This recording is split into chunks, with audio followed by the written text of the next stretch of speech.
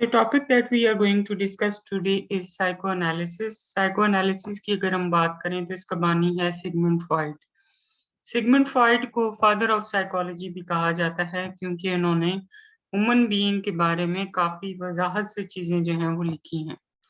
According to Sigmund Freud अगर हम mind की बात करें तो basically there are 3 parts of mind, conscious, subconscious and unconscious.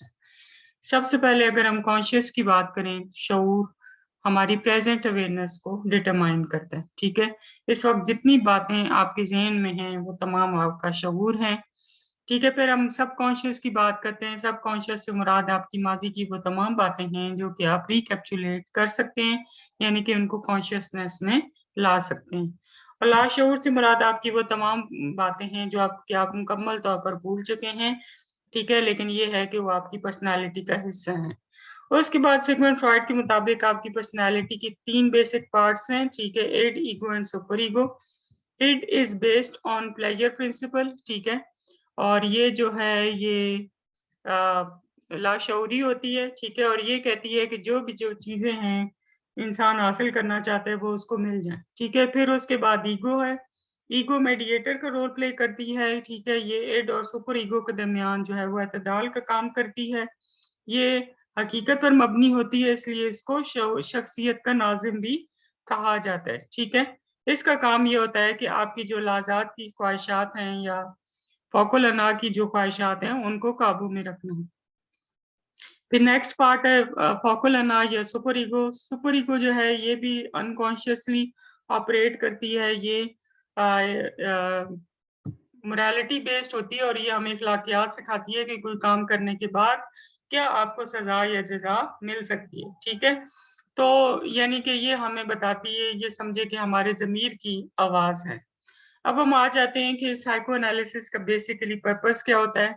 Psycho analysis ये देखती है कि आपकी जो डिफरेंट स्टेजेस ऑफ लाइफ हैं उनमें आपकी पर्सनालिटी कैसे होती है। ठीक है, स्पेशली जो जिंदगी के पहले 5 साल हैं उनका इनके मुताबिक जो है वो बहुत इंपॉर्टेंट रोल होता है। ठीक है, अगर हम बात करें तो इसमें हम बहुत सारे डिफेंस मैकेनिज्म्स इस्तेमाल करते हैं जो कि हमारी बातें होती हैं उनको कंट्रोल करने के लिए, जिनमें सबसे पहले रिप्रेशन है कि अगर कोई बात ऐसी हो जो कि हम छुपाना चाहते हैं, तो अगर उसके बारे में कोई बात हो रही हो तो हम उसको रिप्रेस कर देते हैं और उन ख्वाहिशात या जज्बात को शऊर तक आने से रोक देते हैं।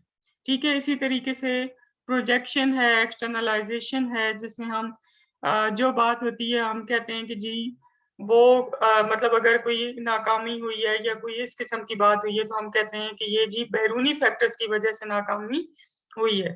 ठीक है, तो इसमें बेसिकली हम फ्री एसोसिएशन इस्तेमाल करते हैं। फ्री एसोसिएशन ये होती है कि इंसान की जितनी ऐसी बातें हैं जिनको वो जो उसके ज़हन में हो सकती हैं या जिनको वो छुपाना चाहता है, उनको उसमें जो है वो क्लाइंट को कहा जाता है कि जो कुछ आपके माइंड में आए, वो आप बगैर किसी रिप्रेशन के आप कह दें।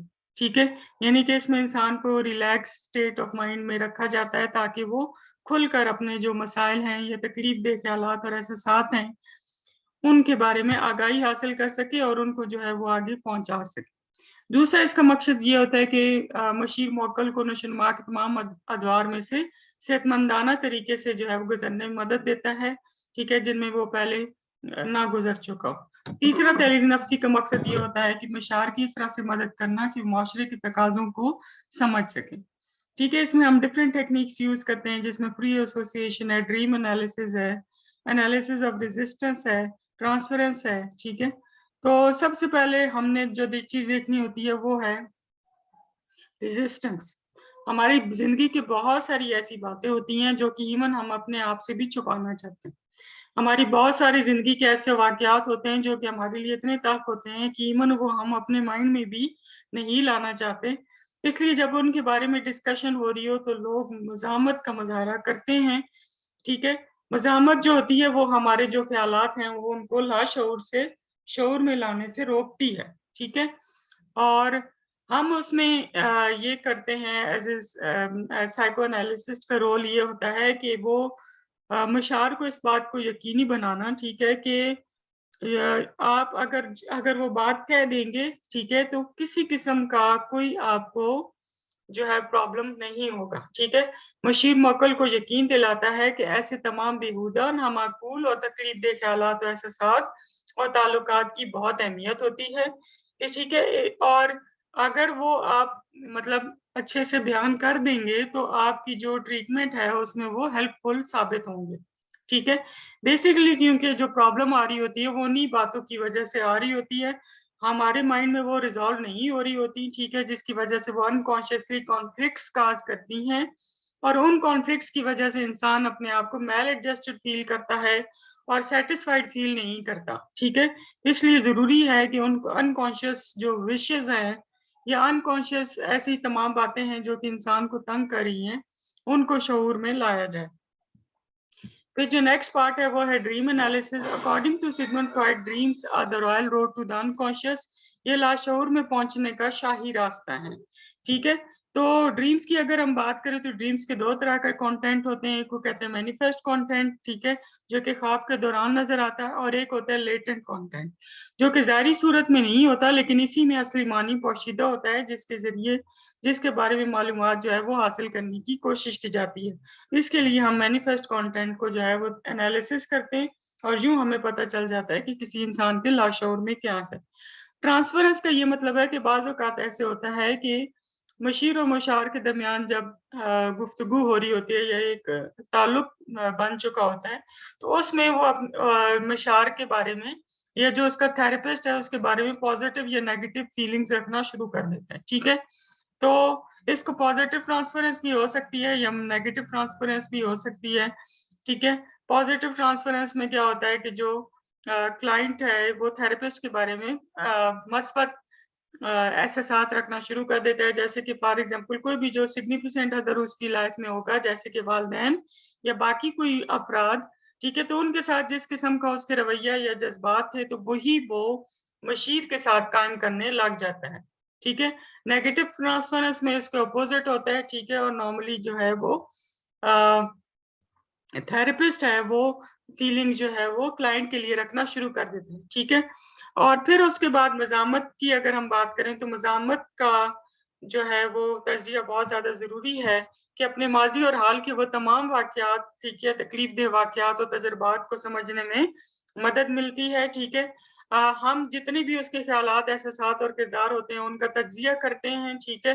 اور کہ ہم نے یہ دیکھنا ہوتا ہے کہ کب جو آپ کا کلائنٹ ہے اس نے کہاں اور کن باتوں کے اوپر جو ہے وہ کوئی بھی واقعات بیان کرنے میں مزاحمت محسوس کی. ٹھیک ہے. یا دیر لگائی یا پاز کیا تاکہ وہ ہمارے لیے امپورٹنس رکھتے ہیں. ٹھیک ہے. پھر ہم کوشش کرتے ہیں کہ ہم ان تک ایکسیس حاصل کر سکیں تاکہ ہم اس کی انالائز کر سکیں اور پھر اس کی انٹرپریٹیشن کر سکیں. ٹھیک ہے. تو اس سے جو ہے وہ مشاورت کا عمل سٹارٹ ہوتا ہے. جب ہم اس کو تمام جتنی باتیں جو رکاوٹ بن گئی تھی، ٹھیک ہے، وہ ختم کر لیتا ہے اور اپنی انتقالیت کے حالات کے جو مسائل ہیں یعنی ٹرانسفرنس ہے اس کو بھی ریزالو کر لیتا ہے. ٹھیک ہے. تو ایک نارمل ریلیشن شپ قائم ہوتا ہے اور پھر جو بھی ہمارے مقاصد ہوتے ہیں ہم اس کو حاصل کرنے کی کوشش کرتے ہیں. یوں جو ہمارا تھراپی کا مقصد ہوتا ہے وہ ہم حاصل کر لیتے ہیں. ٹھیک ہے. تو بیسیکلی یہ تمام جو ہے وہ سائیکو انالیسس کا پارٹ ہے. ٹھیک ہے. سب سے پہلے اس کا بانی کون تھا؟ Sigmund Freud. ٹھیک ہے. اس میں پرسنالٹی کی اگر ہم بات کریں تو ایڈ ایگو اور سپر ایگو کی بات کی ہم نے یہ کہا کہ ایڈ جو ہے وہ پلیجر پرنسپل پر بیسڈ ہے، ایگو جو ہے وہ حقیقت پر مبنی ہوتی ہے، اور سپر ایگو جو ہے وہ اصول اخلاقیات پر مبنی ہوتی ہے. پھر ہم تحلیل نفسی کی مقاصد کی بات کریں تو سب سے پہلا مقصد ہے کہ لاشعور سے آگاہی، تاکہ ہمیں پتہ چلے کہ اس کی وہ تمام واقعات جو کہ وہ چھپا کر رکھتا ہے، ایون اپنے آپ سے انکانشیس کانفلکٹس جو ہیں ان تک ایکسیس حاصل کی جائے. دوسرا مقصد یہ ہے کہ جو ڈفرینٹ سٹیجز آف لائف ہیں، جیسے کہ اورل سٹیج ہے، اینل سٹیج ہے، فیلک سٹیج ہے، جینیٹل سٹیج ہے، لیٹنسی سٹیج ہے. ٹھیک ہے. تو اس میں اگر کوئی کانفلکٹس ہیں یا کوئی جو ادوار ہیں ان میں وہ صحت مندانہ طریقے سے گزر سکے، اور اگر نہیں گزر سکا تو اس کو پازیٹیولی حل کیا جا سکے. ٹھیک ہے. تیسرا مقصد کیا ہے کہ مشاعر کی اس طرح سے مدد کرنا کہ معاشرے کے تقاضوں کو پورا کر سکے. پھر ہم اگر کاؤنسلنگ پروسیس کی بات کریں تو اس میں ہم ڈریم انالیسس کرتے ہیں. ٹھیک ہے. ڈریمز کی دو طرح کے کانٹینٹ ہوتے ہیں، ایک مینیفیسٹ کانٹینٹ ہوتا ہے، ایک لیٹنٹ کانٹینٹ ہوتا ہے. اگر ہم لیٹنٹ کانٹینٹ کو اچھے سے سمجھ لیں تو ہمیں ڈریمز کی سمجھ آ جاتی ہے. ٹرانسفرنس ہے جس میں क्लाइंट और थेरेपिस्ट एक दूसरे के बारे में पॉजिटिव या नेगेटिव फीलिंग्स रखते हैं, ठीक है। फिर रेजिस्टेंस का एनालिसिस है कि किन बातों के ऊपर रेजिस्टेंस शो की और किस तरीके से उसको जो है वो रिजॉल्व किया जा सकता है, ठीक है। तो ये डिफरेंट स्टेप्स हैं जो कि हम साइको एनालिसिस में अडॉप्ट करते हैं।